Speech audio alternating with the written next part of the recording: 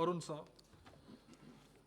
माननीय सभापति महोदय, मैं विधेयक के पक्ष में बोलने के लिए खड़ा हुआ हूं।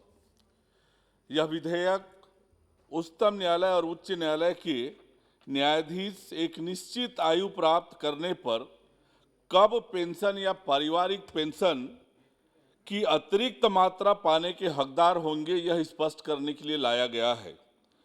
माननीय सभापति महोदय, यह विधेयक यह स्पष्ट करता है कि एक निश्चित आयु प्राप्त करने के बाद सेवानिवृत्त होने वाले न्यायाधीशों की पेंशन में वृद्धि उस महीने के पहले दिन से लागू की जाएगी जिसमें वे निर्दिष्ट आयु पूरी करते हैं, न कि उनके द्वारा निर्दिष्ट आयु में प्रवेश करने के पहले दिन से। माननीय सभापति महोदय, भारत के उच्च न्यायालयों के न्यायाधीशों के वेतन, ग्रेजुटी और पेंशन उच्च न्यायालय न्यायाधीश वेतन और सेवा शर्त अधिनियम 1954 के द्वारा शासित होते हैं। इसी प्रकार उच्चतम न्यायालय के न्यायाधीशों के वेतन, ग्रेजुटी, पेंशन उच्चतम न्यायालय न्यायाधीश वेतन और सेवा शर्तें अधिनियम 1958 के द्वारा शासित होते हैं।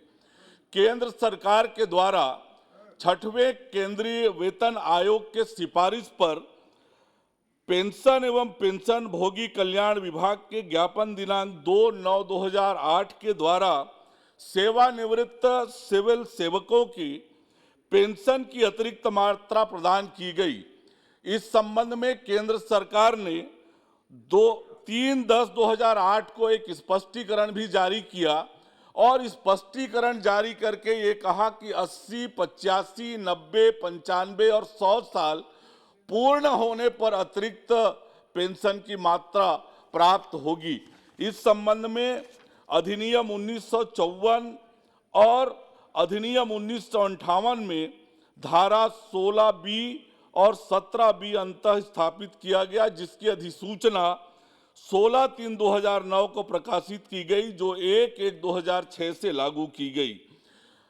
माननीय सभापति महोदय, उच्च न्यायालय गुवाहाटी और मध्य प्रदेश उच्च न्यायालय और तत्पश्चात सर्वोच्च न्यायालय के द्वारा जो आदेश पारित किए गए, उससे जो केंद्र सरकार की मंशा और केंद्र सरकार के 3/10/2008 के जो स्पष्टीकरण है, उसमें असमानता और अस्पष्टता आ गई।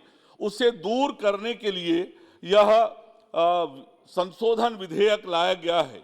इस संशोधन के फलस्वरूप पेंशन भोगियों और पारिवारिक पेंशन भोगियों को पेंशन की अतिरिक्त मात्रा प्रदान करने में समानता आएगी और अस्पष्टता दूर होगी।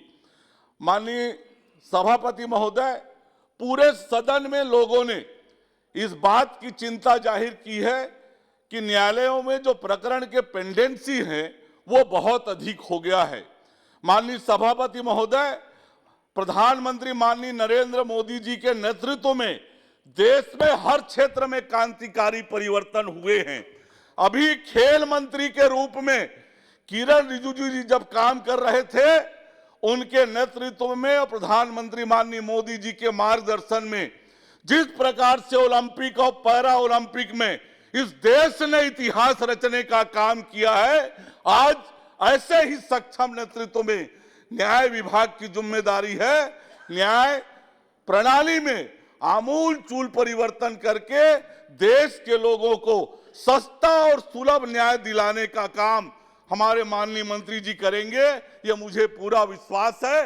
एक बात और मैं कहना चाहता हूं कि मेरा बिलासपुर छत्तीसगढ़ की न्यायधानी है, वहां पर उच्च न्यायालय स्थापित हुआ है, भव्य भवन का निर्माण वहां पर हुआ है।